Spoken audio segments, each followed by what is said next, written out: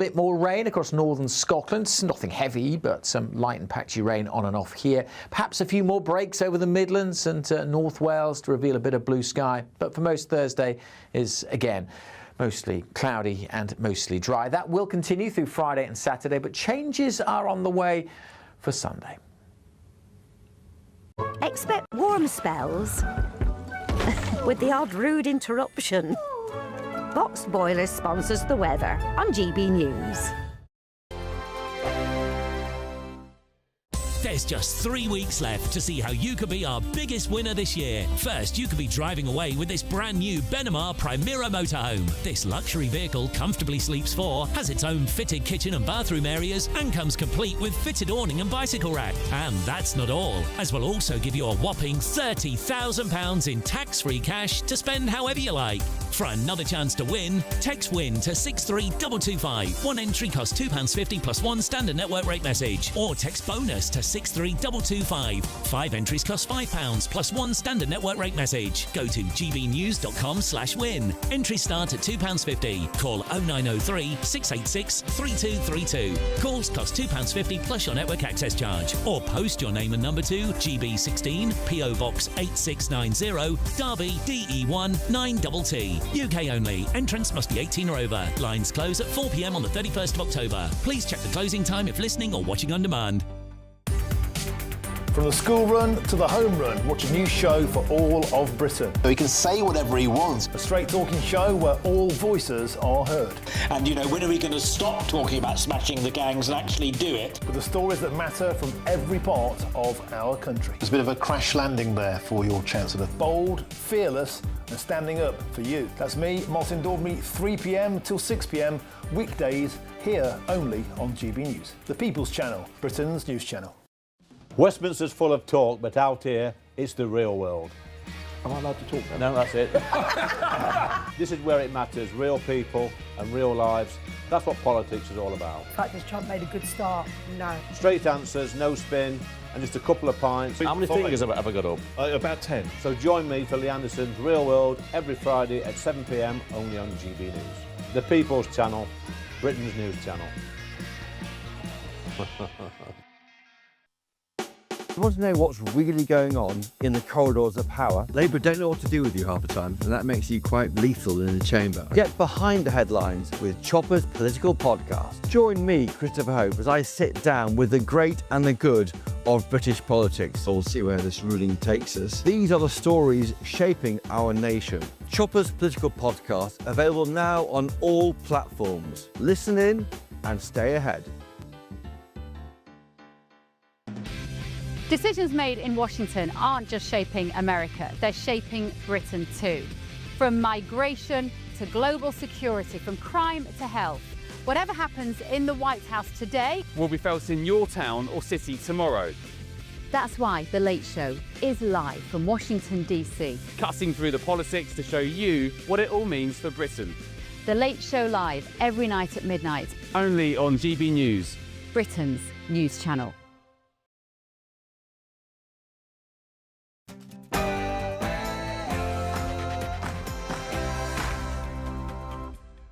Hello, good evening. It's me, Jacob Rees-Mogg, on State of the Nation tonight. There's every chance now of a general election happening in 2027, and we must be ready. Nigel Farage abandons his £90 billion tax-cutting agenda in favour of fiscal restraint and spending cuts, marking a shift for reform from protest party to pragmatic government in waiting. But is this a move towards becoming the next government, or a tactical reaction to Kemi Badenoch's tax-cutting comeback? Also tonight. You're blaming me for what happened in 2020. There's another name. Give me a break, mate. Boris Johnson has come out fighting, defending his record on immigration and denying the so-called Boris wave. He says a Rwanda plan would have stopped the boats and blames Rishi Sunak for failing to deliver it. But with record migration figures, is Boris really to blame? Plus, your favourite, the European Convention on Human Rights, may challenge British law again. Council of Europe Human Rights Commissioner Michael O'Flaherty has warned the government's approach to trans rights, gender identity and protest laws could breach the beastly convention. Is it time for Britain to decide her own rules? And The nanny state is back. North Yorkshire Council is spending £225,000 on supervised toothbrushing for children, as a new poll shows most parents don't think potty training before school matters and celebrities want smacking banned. Is it time parents started parenting again? And did... It's very nice that you're here. These people all came and Did Donald Trump accidentally show his true feelings towards the Reverend Starmer? State of the Nation starts now.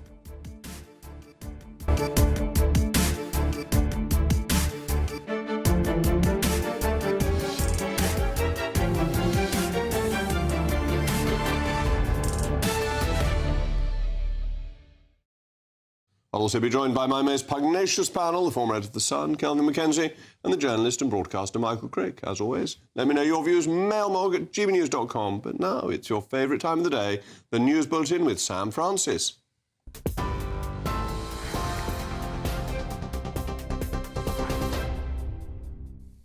Jacob, thank you, and good evening to you. 8:02. Well, breaking tonight, Donald Trump has said the dead Israeli hostages have not been returned from Gaza as promised. That's as questions mount over whether Hamas will lay down its weapons. We now know the Red Cross is heading into northern Gaza tonight to collect several coffins containing the bodies of killed hostages. It follows confirmation from the group that 4 more will be handed over this evening.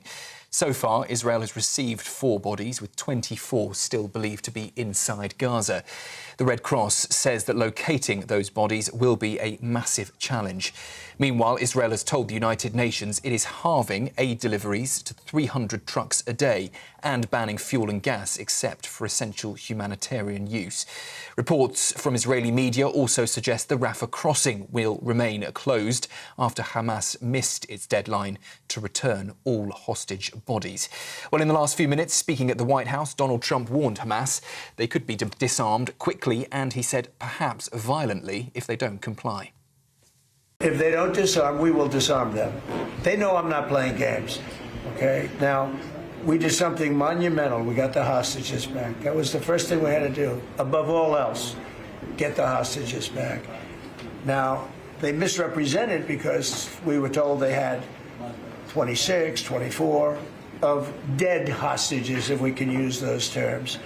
And it seems as though they don't have that because we're talking about a much lesser number. We will, of course, keep across the return of those hostages on GB News later this evening. In other news, an Afghan migrant who came to the UK on a small boat has been jailed for threatening to kill the Reform UK leader Nigel Farage in a TikTok video. 26-year-old Fayez Khan made the threat last October in a clip that Mr Farage described as pretty chilling. Khan has been sentenced to 5 years at Southwark Crown Court after being found guilty of making threats to kill and entering the UK illegally. Well, Mr Farage says he is pleased with today's sentence. And the only reason we know about this guy is because somebody sent it to me on TikTok. And it makes me wonder, how many other Madapassers are there now in this country? Or will there be as the boats continue to cross the channel? So I'm pleased with the judgment, but deeply, deeply concerned that this guy will be out free in 18 months. And Conservative leader Kemi Badenoch is demanding answers over claims the government tried to cosy up to China. It follows the collapse of a high-profile spying case against 2 men accused of working for Beijing. Mrs Badenoch says the government refused to share vital information with prosecutors, causing the charges to be dropped. Downing Street, though, insists its National Security Advisor Jonathan Powell had no role in that decision, while Security Minister Dan Jarvis has dismissed the allegations as baseless. Well, those are the headlines for you just after 8 o'clock. I'll be back with you in an hour. Now, though, it's over to Jacob. Tune into GB News Radio wherever you are. Online, on DAB digital radio, on TuneIn, on Radio Player and on your smart speaker. Just say, play GB News.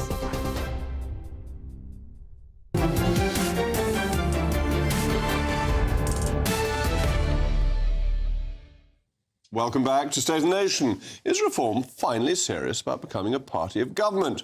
For a party once defined by protest politics and populist pledges akin to the Liberal Democrats, it now claims to be moving towards what Nigel Farage calls rigorous and fully costed policy.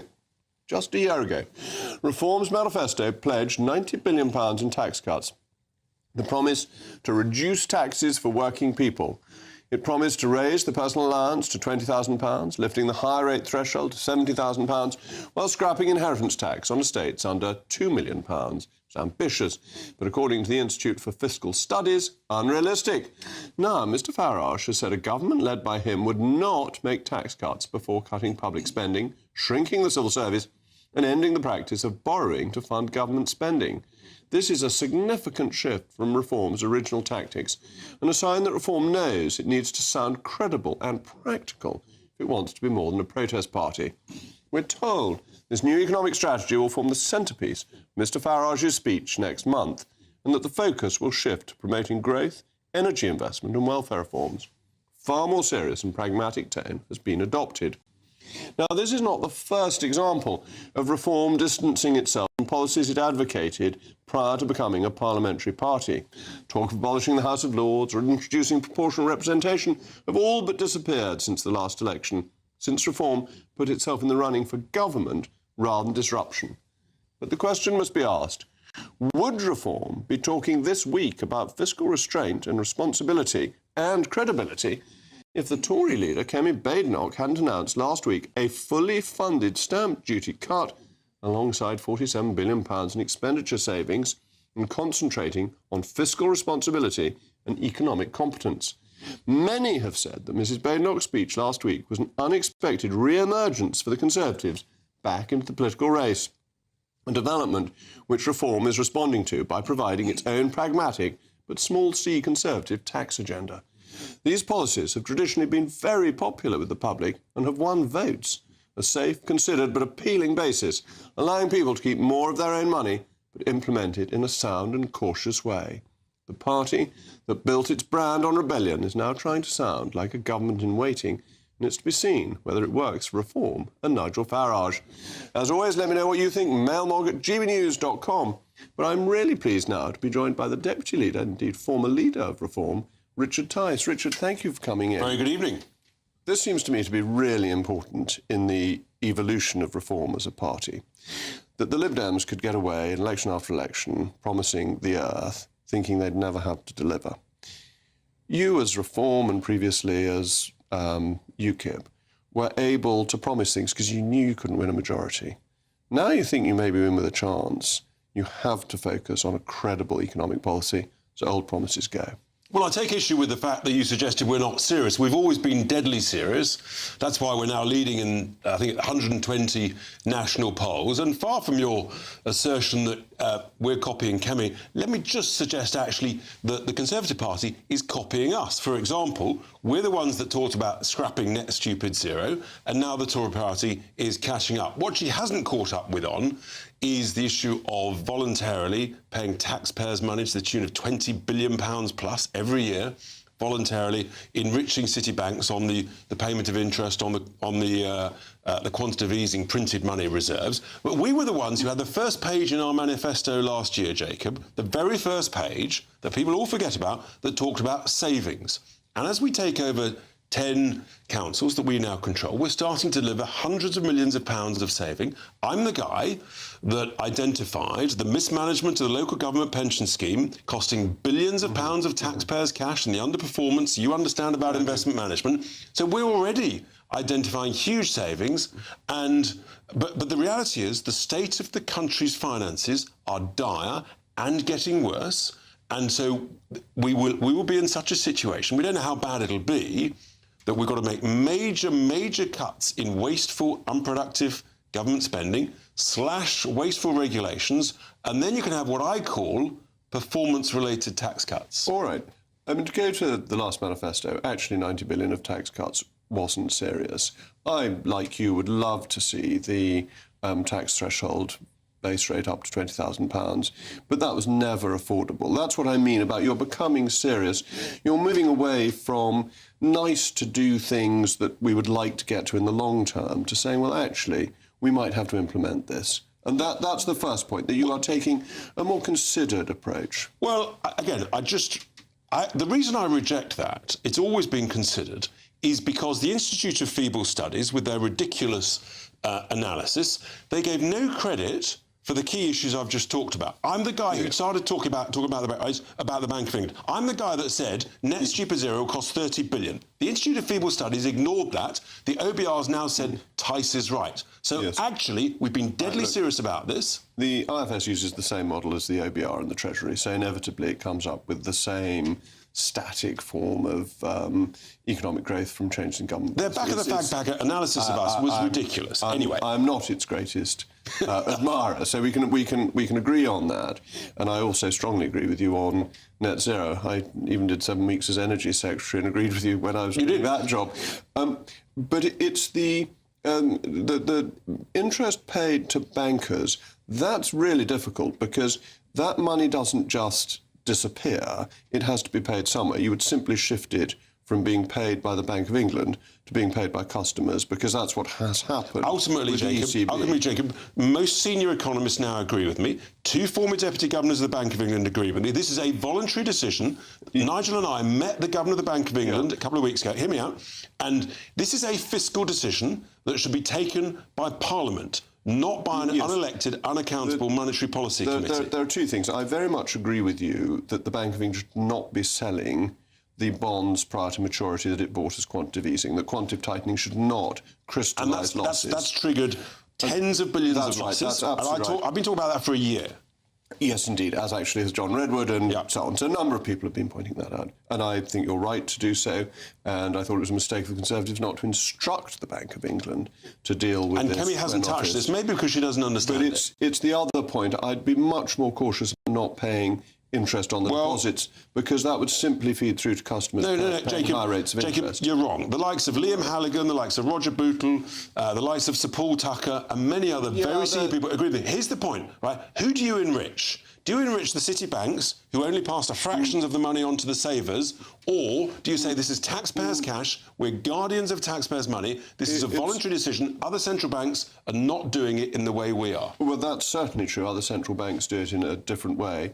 At less cost to the taxpayer. But they have sometimes lower levels of reserves with the bank, and the bank has been using those reserves to fund government expenditure. Jacob, before 2006... But before 2006, they weren't using quantitative easing to fund government expenditure. Correct, but they weren't paying interest on the reserves. It's a voluntary decision. Yeah, but if you use quantitative easing and you don't pay interest on the reserves, you are simply printing money, which is deeply inflation. When base rates was 0.25% for about a decade, right, until very recently, the last 3 years, the banks weren't getting the interest on that reserves. And guess what? Actually, funnily enough, we were in better shape than we're in now. But, Richard, you're a businessman. If the interest rate across the board is 0.25% and you're getting 0.25% on your reserves, you're not losing. If the rate at which you're lending to customers is based on 4% and the bank isn't paying you, either withdraw that money... Jacob, who's paying the money? The money is being paid to fund the government. No, Jacob, the taxpayer, through the Bank of England, is paying the money, and it's enriching city banks. They pass a bit on to savers. But why is the Bank of England borrowing from banks? It's borrowing from banks to pay for the bonds that it's bought to fund the government.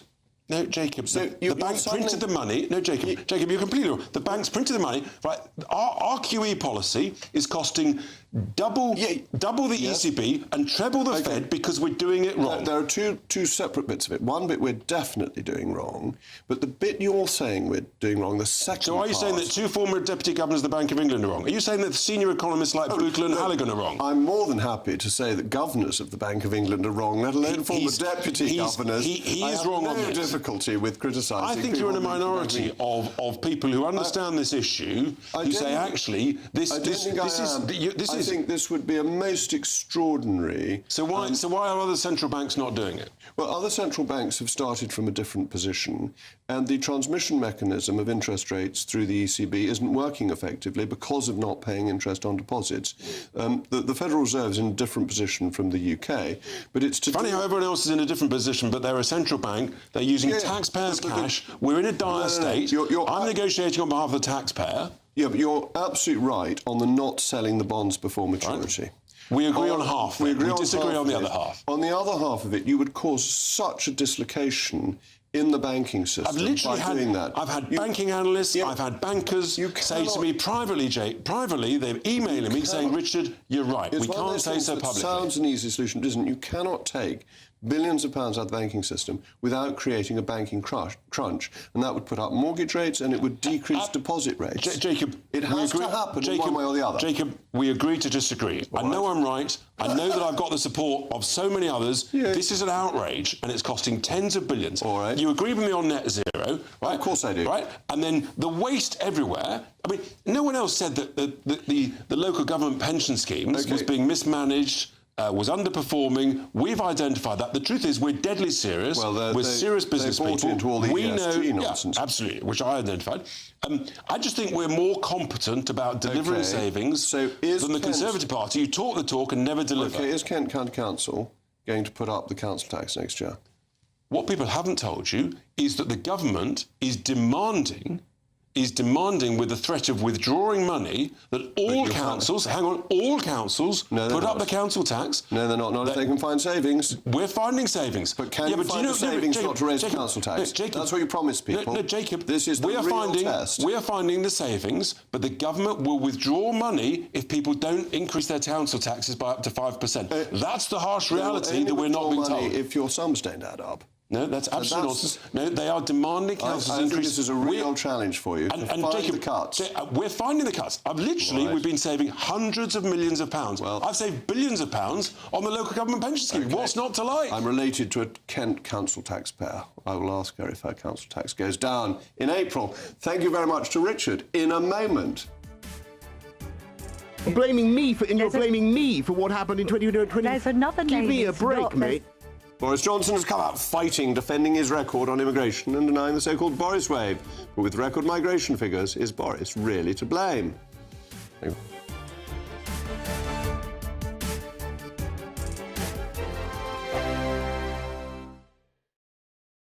Bold. They are under no illusion. Ray. Are you a human trafficker? Boundless. I've had enough of the nonsense, and I'm not afraid to say it. Don't get this on the BBC. Every weeknight, I tear through the headlines. The smell of gasoline. Should we be worried about it? From Westminster madness to cultural war chaos. What we're going to do now, they are throwing things out the car as we speak. Get ready, Britain. Here we go. Patrick Christie tonight, weeknights from 9 p.m, only on GB News, Britain's news channel. GB News Breakfast. Every day from 6 a.m. Are you panicking when you're in Northern Ireland when you go out and about because there is a lack of chargers? Well, listen, I'm really pro-EV, and we've had the odd issue with broken EV chargers, particularly yesterday at both Ballymoney at Beasties and also over at Dunsilley. We had issues with chargers, but the charging infrastructure is used very rarely. My mother, for example, she has overnight charging at home. She's never used a public charger, and she's had the car for 3 years. So if you've got that domestic overnight charging, it's cheap. It's very affordable if you buy a 2-year-old EV, and they are absolutely the way forward. I'm a Yorkshireman. I don't like parting with my brass. I want to get cheap motoring, and for less than a penny a mile and a car for less than 20 grand to start with, you know, it sounds a bit blasé saying £20,000, but relative to what these cars are new, they're incredible value for money, and we're seeing mass adoption. There's a garage in Richmond in North Yorkshire that sells more than half of the cars they sell are electric vehicles, and that's in a rural Dales area. So it's about having that domestic overnight charging and not having to rely on public infrastructure. Danny, where it doesn't convince me at all is, right, so I'm living in London and I want to go to see Manchester United, and I might get there, but am I going to get back down again? Or worse still, if I'm not on full charge, I'm going to miss kickoff because I'm going to have to rely on a public charger somewhere. So is that the sort of anxiety? I mean, you were talking about range anxiety there, Ellie. Is that the sort of anxiety people have? I mean, I genuinely have that. Despite what we were hearing there from Fraser. GB News, the People's Channel.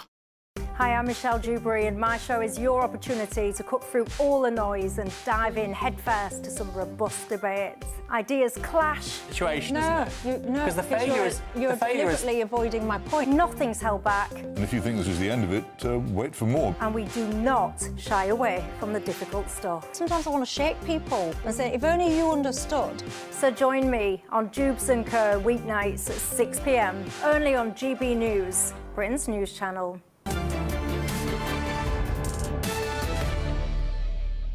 Welcome back. I'm still Jacob Rees-Mogg. We were talking about Reform's tax plans, and the mail mogs have come in thick and fast. Debbie says, after this Labour government, the economy will be in a mess. The next government will need to sort that out before they can start to make any decisions. Reform are right to make this decision now. It's good to hear honesty from politicians. And Thomas says, the country is in a mess with worse to come. I will be happy for Reform to stabilise the economy before introducing tax cuts. A sensible approach.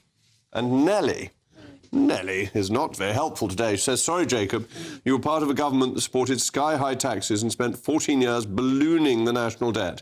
Net zero was the icing on the cake. My dog is more credible on the economy than any Tory. Good point. Dear me. Anyway, we like nice mail mogs in future that agree with me politely. Boris Johnson is defending his record on immigration and has rejected the claims of a Boris wave of migrants between 2019 and 2022. The former Prime Minister says his Rwanda plan would have stopped the boats and blames Rishi Sunak for failing to deliver it. Here he is speaking to Camilla Tominey and Tim Stanley. He restored full democratic legal control over our laws. You said take back control of our borders. But that's exactly what we did. We took back control. We now have a system that enables us to have zero. That was not legally possible before. And you're blaming me for what happened in 2020. There's another name. Give me a break, mate.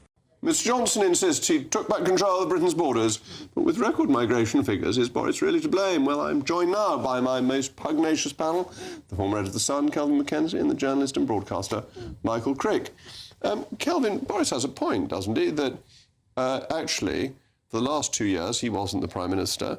It was Rishi who was there for most of that time, and he didn't implement Rwanda properly, and he didn't reverse the numbers that could come in, change the point system until halfway through his term.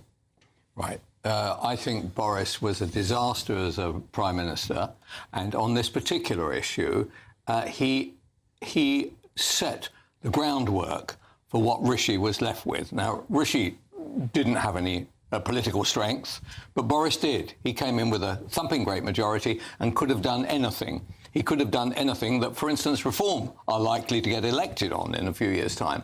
So I'm watching him beginning to lose his temper as he's having his legacy pulled apart by Tories, right? Tories, I mean, you know, literally people who work for the Telegraph. Well, hold on. Camilla's a very robust interviewer, which party. I've been interviewed by Camilla. She's a wonderfully hard-boiled egg. OK, all right. But actually, there is very, very few Tories who have a decent word for Boris now, and actually see him beginning to bare his teeth, which I never saw him do for the whole period that he was Prime Minister. I mean, I'm one of them who still has lots of good words to say for him. I know you have. I know you have. You've got preferment. You've got preferment under. But you're to blame, really, aren't you? I was a part of his campaign. I was a humble. No, let's be honest about it. No, if Boris had acted in a kind of Farage type manner, A, he wouldn't have been thrown out, and B, he might have not had the devastating But he did have to deal with COVID as soon as he got re-elected, within 3 months. That is true. And that blew things off course. And that in terms of migration, COVID suddenly froze all migration. You then get the first year after COVID, Ukraine, the Hong Kong British nationals overseas, and you get the feeling that the whole economy is toast and that everybody stopped working. There were so many stories in the papers about how people were never coming back to work again.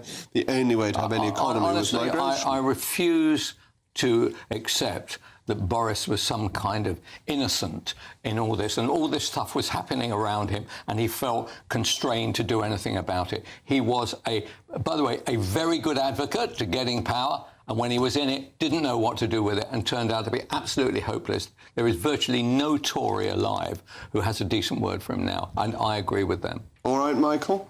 Well, the absurdity of Boris Johnson's argument here is he says, if it wasn't for Rwanda, everything would have been fine. But hang on a moment, Rwanda only deals with that small part of the immigration figures that are about illegal or irregular immigration, whatever phrase you want to use. Most of the immigration, as you suggested, was economic migration.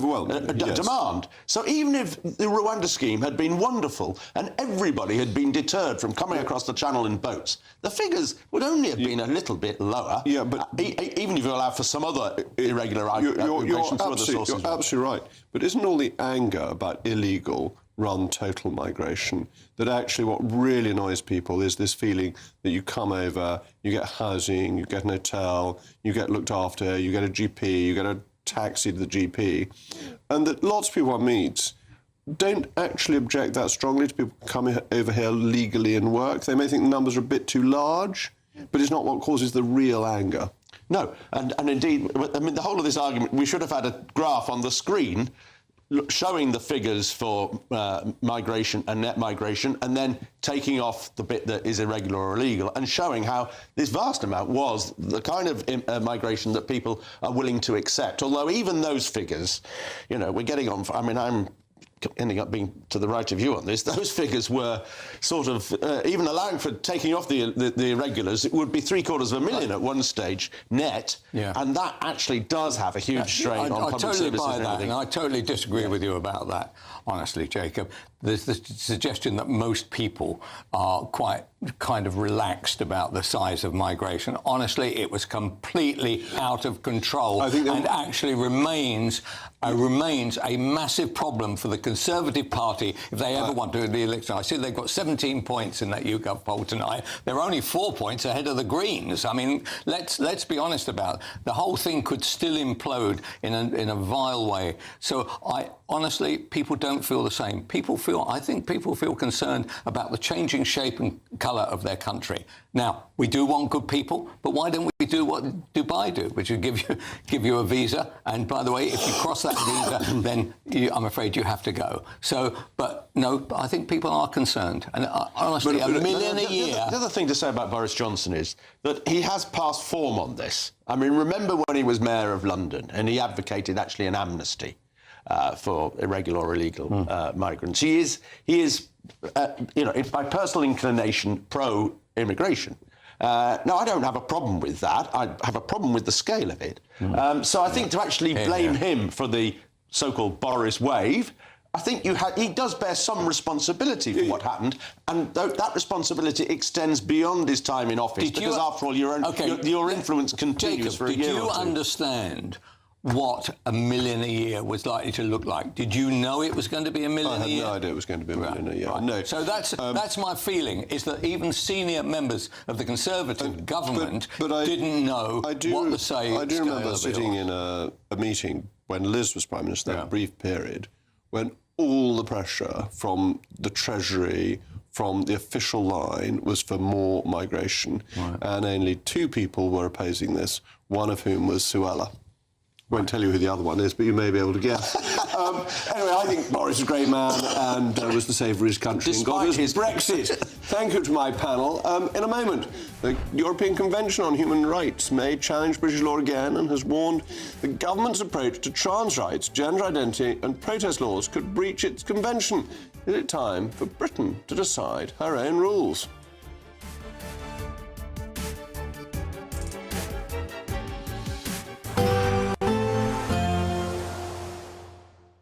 Dinner under the stars tonight? That reminds me of our travel insurance. You mean All Clear Skies? All Clear Travel Insurance sponsors GBNews Travel Destinations Forecast. Whilst the UK enjoys some settled, albeit cloudy weather this week, it's going to be increasingly wet on Wednesday in Sardinia and Corsica. Also some patchy rain moving into Madeira, 1 or 2 showers for the Canary Islands, but a lot of fine weather for Iberia at the moment, having seen this low move away. But that's the low bringing some very lively thunderstorms on Wednesday to Sardinia and Corsica, eventually moving through southern Italy into Greece as well, turning things unsettled later this week.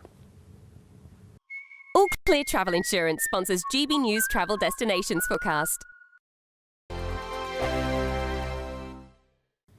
Evening. Yes, it's time for your latest weather update from the Met Office here on GB News. Tomorrow, more of the same. Most places will be dry and drab with the winds fairly light, so nothing's moving very quickly. Chunky area of high pressure sitting over the UK, acting like a lid and keeping things mostly cloudy. We've got some breaks in the cloud across parts of Scotland, so here it will turn a bit chilly where we've got the clearest skies through the night. Could also turn a bit misty. Further east, the cloud thick enough at times for a bit of light rain and drizzle to come and go through the nights. The cloud acting as a blanket, keeping the temperatures up at 8 to 10 Celsius for most. But it will be a bit colder in western Scotland where we've got those clearer skies. But again, here, that's where we'll see some sunshine through Wednesday. Elsewhere, sunshine in short supply, a little bit possible on the south coast of England, parts of southwest Wales, and maybe through the day it could brighten up in North Wales. The thickest cloud in eastern England, still some drizzle here and there, parts of Yorkshire and Lincolnshire. Mostly dry and cloudy for Northern Ireland, central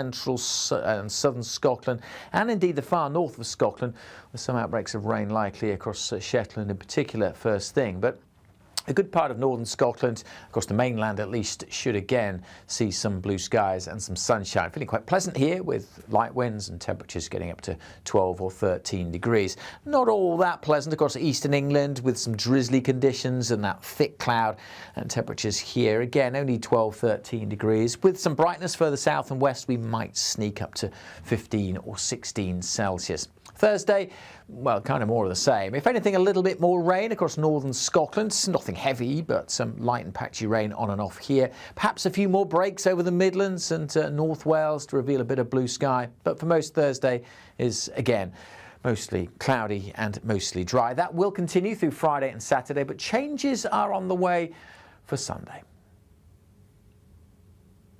Britain deserves a newsroom that puts the facts and your voice first. Well, and that's what you get on GB News. Lively debates, lively conversation. And we're not afraid to hold power to account. And each other. So join me, Andrew Pierce. And me, Miriam Gates, for Britain's Newsroom, weekdays from 9:30 on GB News. At GB News, we love to hear from you, our loyal community. So drop us a line at gbnews.com/yoursay. There, you can talk to each other and also to the presenters live on air. gbnews.com/yoursay, because GB News is your channel, Britain's news channel. No matter the state it's in, this is our nation. Join me, Jacob Rees-Mogg, for a genuine, honest discussion on where we have been, where we are going, and where we are with the people who set the direction. Tune in to State of the Nation every Monday to Thursday, 8 to 9 o'clock. Only on GB News.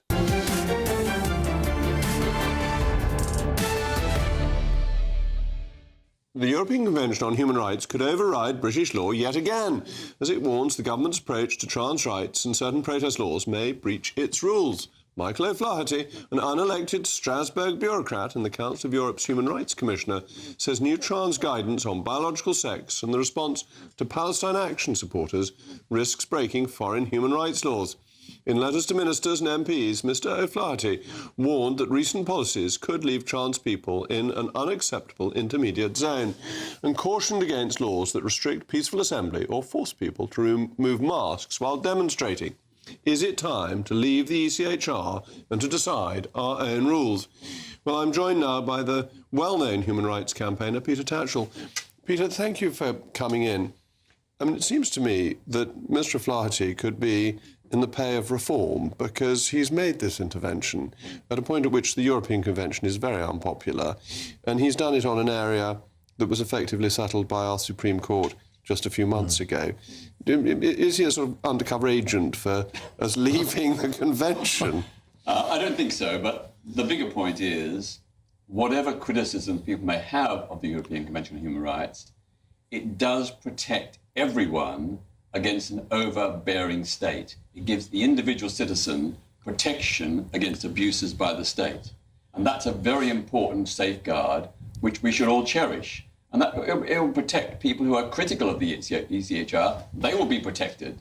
So it will prevent discrimination. It will prevent the state using powers to subject citizens to onerous punishments, a whole range of different things. And over the years, the European Convention on Human Rights has helped win all citizens much greater rights and freedoms. I mean, there's some of that I don't disagree with at all. The issue is the detail it gets into, and that it essentially becomes a policy maker. So whether trans people should be able to use ladies' lavatories, surely that's a sensible decision to be made by UK domestic law and our Supreme Court, rather than a body that's meant to be dealing with stopping torture, which is why we signed up to it. Well, I totally agree. We should make our laws here. But if we fail in that obligation, then I think the backstop of the European Convention is a very useful protection. And, you know, Winston Churchill and other great Tory grandees were very pro it, precisely because they could foresee circumstances where the state could abuse its powers, and he recognised that the citizens of Britain need protection. Yes, but it didn't occur to him that the court would ever think it was in its powers to intervene in whether people wore masks at protests. It's getting into policy making rather than what you might think of as fundamental rights. That the government should not be allowed to take you to the Tower of London and put you on the rack is something that we would all agree to. And even if an Act of Parliament allowed it, that should not happen.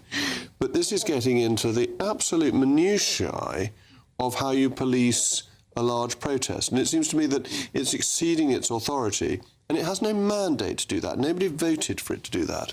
Well, the European Convention on Human Rights is much more than protection against torture. It is about the right of free expression, free speech, the right to protest, even for people that I disagree with. I'm glad the European Convention there is there to protect their rights. But also, European Convention rulings have ensured better rights for women, pregnant women, maternity care, pensions, rights for the elderly, workers' rights.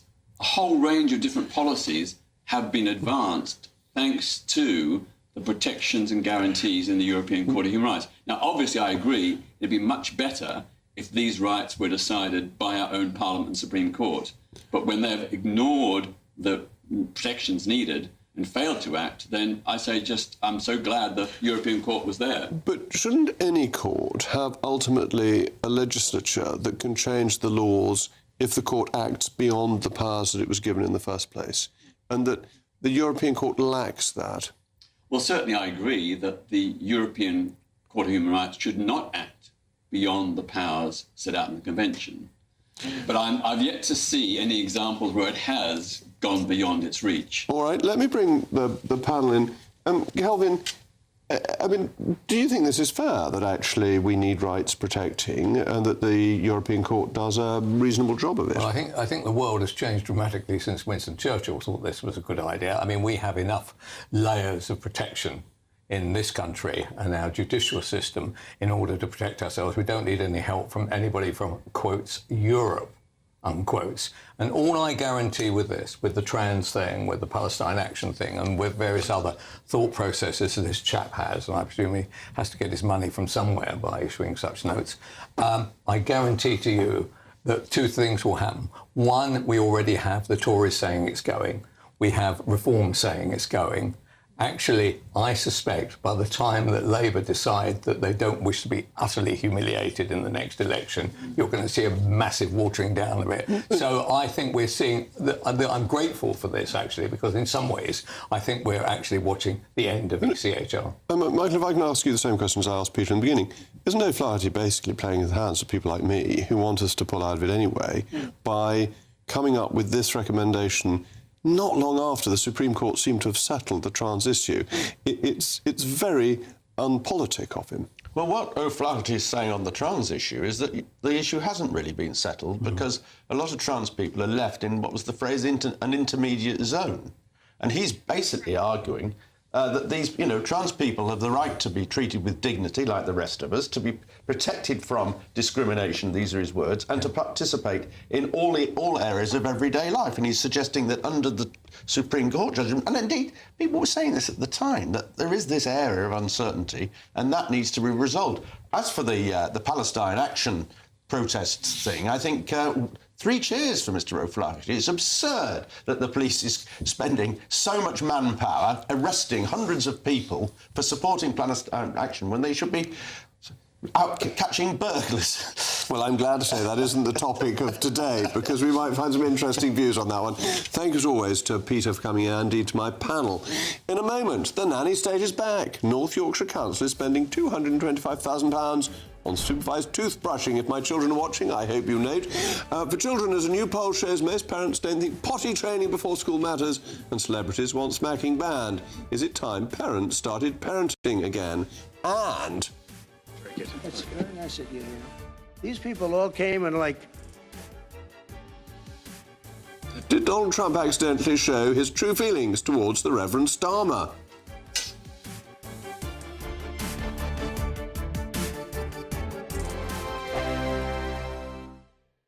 Britain was once the envy of the world.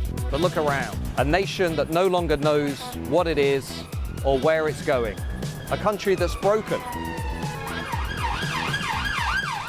How do we fix Britain? How do we bring it back? Friday night with Matt Goodwin at 8 p.m, only on GB News.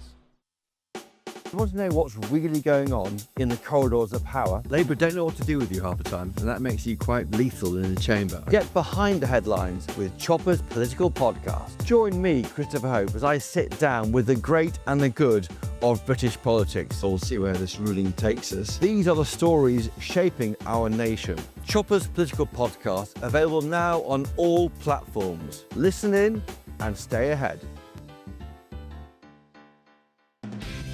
Decisions made in Washington aren't just shaping America, they're shaping Britain too. From migration to global security, from crime to health. Whatever happens in the White House today will be felt in your town or city tomorrow. That's why The Late Show is live from Washington, D.C. Cutting through the politics to show you what it all means for Britain. The Late Show live every night at midnight. Only on GB News, Britain's news channel. Exciting news. Every Friday, my Patrick Christie's Tonight Show is going to have a twist to it. We're welcoming some special guests. You. That's right, on Fridays I'm going to be doing my show in front of a live studio audience, because this show is about you and what you have to say. It's going to be the same big debates, same big topics, same big opinions, but every Friday night at 9 p.m. you are invited to come on down to Patrick Christie's Tonight to be a part of the action. Only on GB News, the People's Channel, Britain's news channel. Hi, I'm Michelle Dewberry, and my show is your opportunity to cut through all the noise and dive in headfirst to some robust debates. Ideas clash. Situation, no, isn't it? No, because the failure is you're deliberately avoiding my point. Nothing's held back. And if you think this is the end of it, wait for more. And we do not shy away from the difficult stuff. Sometimes I want to shake people and say, if only you understood. So join me on Dubes & Co. weeknights at 6 p.m, only on GB News, Britain's news channel. Join me, Nana Akweer, for an informative, interactive news programme with a difference. It's fun. No, he didn't say that, Dave. I'm so surprised. I think there's an element of truth to that. Join me from 3 p.m. every weekend, only on GB News, Britain's news channel. In the GB Newsroom, we bring you the news as it happens. With our team of dedicated journalists across the UK, we're ready to keep you up to date with what's happening every half an hour, every single day. Bulletins here on GB News, the People's Channel, Britain's news channel.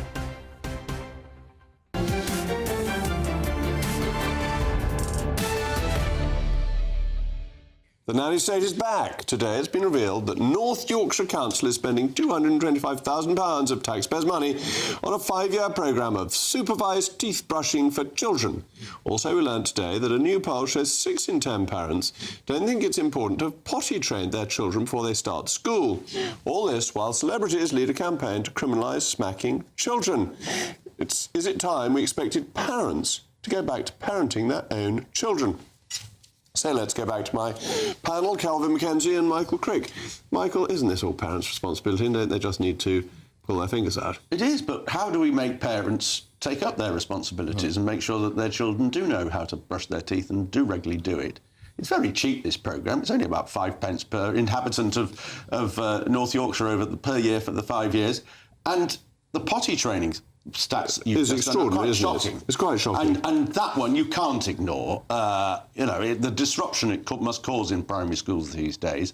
But how you go about persuading parents to change their ways on this, I just don't know. Well, in my wider family, one of them works for a nursery, where actually part of their job, as it turns out, is to teach the children how to use a potty, because the parents are either too busy or not interested in spending the time themselves. And I suspect all nursery staff will be doing this. So what's happened is that parents have found somebody effectively that they're paying in order to train them, rather than doing it themselves for whatever reason.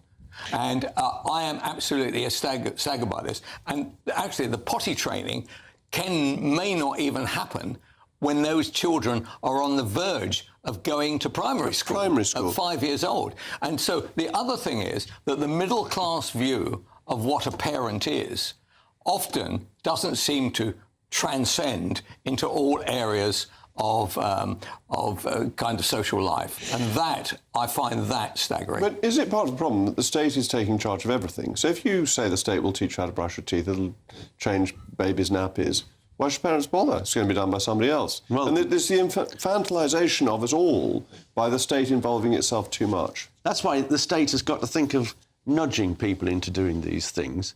I mean, in the case of potty training, you would have thought that actually not training your kids to use potties would cause a mess around the house, and that would be, spur the parents into action. In the case of brushing teeth, you could argue that it helps. It actually saves costs on on dental charges because people's teeth are much stronger. Potty training is all to do with the fact that nappies are too good because the children aren't uncomfortable in them, and that children learnt in terry toweling nappies to potty train very quickly because they're actually not very nice. I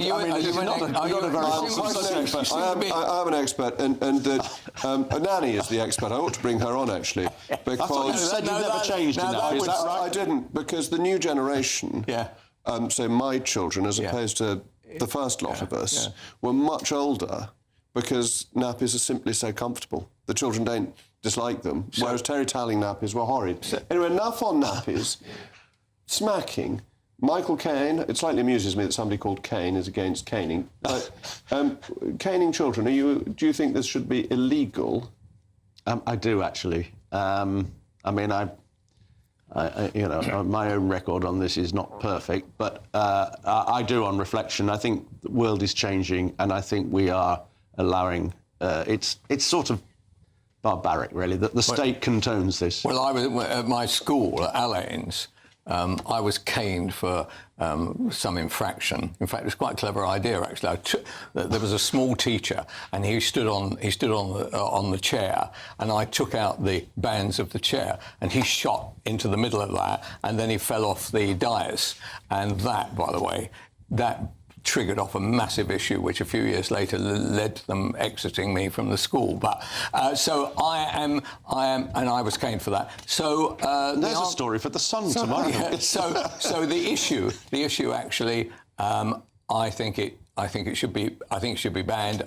Whether it should be made.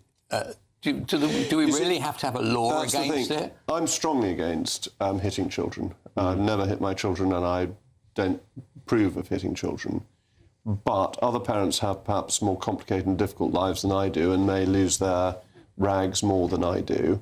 And therefore, would I criminalise them for modest chastisement of their children? I would rather not.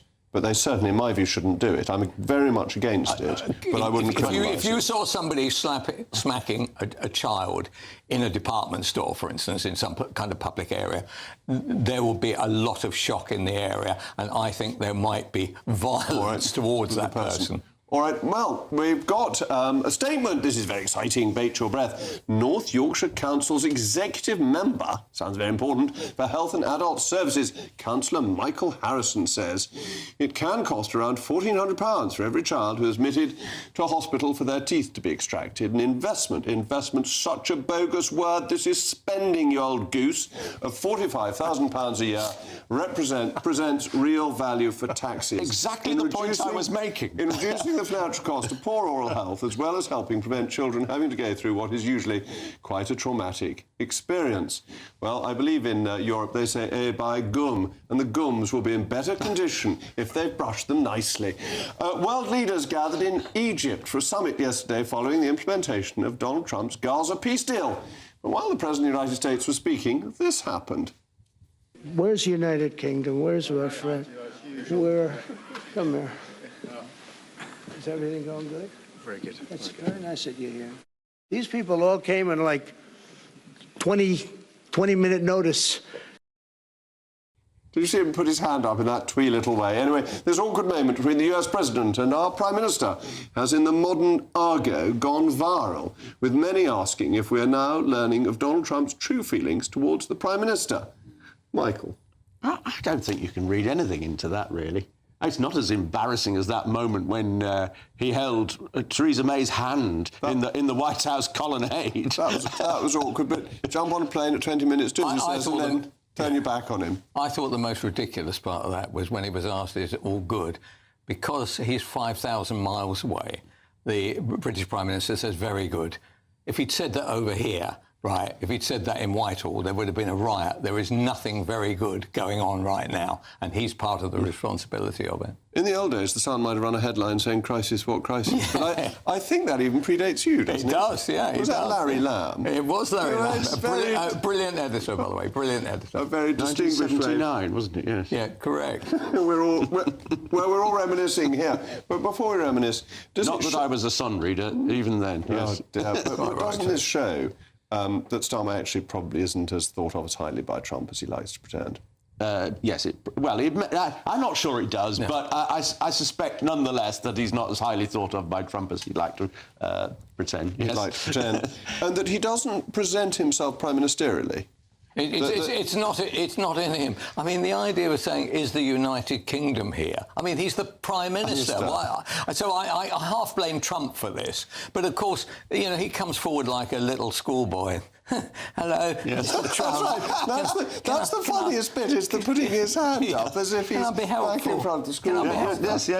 I need to go and look at it again in more detail. But you're right, absolutely right there. It does. It's all a little bit. But all these leaders allow themselves to be, you know, humiliated like this, don't they? Why did he go? Is it to pretend that he'd contributed to the peace process, which he obviously hadn't? His recognition of Palestine was not helpful in achieving it. It was the opposite. Well, I think that Britain did do things behind the scene. I don't know what they were, but I'm sure that Britain did do things behind the scene. And, of course, we have ultimate historic responsibility for a lot of the mess that is the Middle East. It's not the mess. It's not the mess. It's the very brave. So we know to begin with us. It's not a mess. Not a mess. We were showing the pictures on the screen again so people could see it, and that little hand going up. Well, I think the Reverend Starmer's doing his bit in the Holy Land. He's an unlucky Prime Minister. Even at a huge global event, he makes a fool of himself. Actually, always made a fool of. And embarrasses the country. Well, there we go. That's all from me. Up next, it's the one and only Patrick Christys. Patrick, you'll give us the weather from Somerset first, but what else is on your programme this evening? Well, absolutely loads, Jacob. So I've spent the day at the epicentre of Britain's flag wars. Locals have been hoisting flags. Some other people have been coming and tearing them down. Well, they've been worried about foreign men loitering around the local primary school, so I managed to get some footage of them doing exactly that. Also, we're going to unmask the hard-left activists poisoning Britain's universities, specifically Oxford University. And Charlie Kirk is posthumously going to be presented with the Presidential Medal of Freedom. We're going to take that live as well.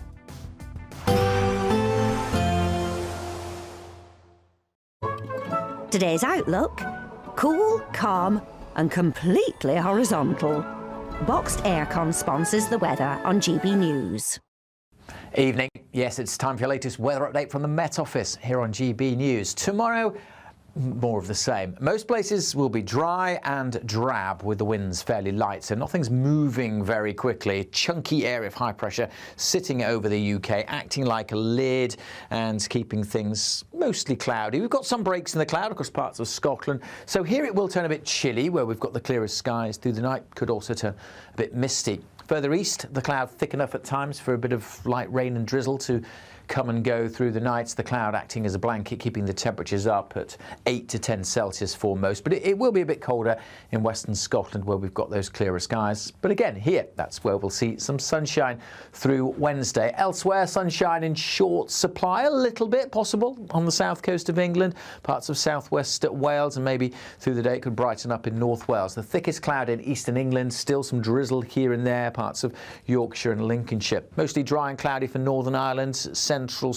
and southern Scotland, and indeed the far north of Scotland, with some outbreaks of rain likely across Shetland in particular first thing. But a good part of northern Scotland, across the mainland at least, should again see some blue skies and some sunshine. Feeling quite pleasant here with light winds and temperatures getting up to 12 or 13 degrees. Not all that pleasant across eastern England, with some drizzly conditions and that thick cloud, and temperatures here again only 12, 13 degrees. With some brightness further south and west, we might sneak up to 15 or 16 Celsius. Thursday, well, kind of more of the same. If anything, a little bit more rain across northern Scotland. Nothing heavy, but some light and patchy rain on and off here. Perhaps a few more breaks over the Midlands and North Wales to reveal a bit of blue sky. But for most, Thursday is, again, mostly cloudy and mostly dry. That will continue through Friday and Saturday, but changes are on the way for Sunday.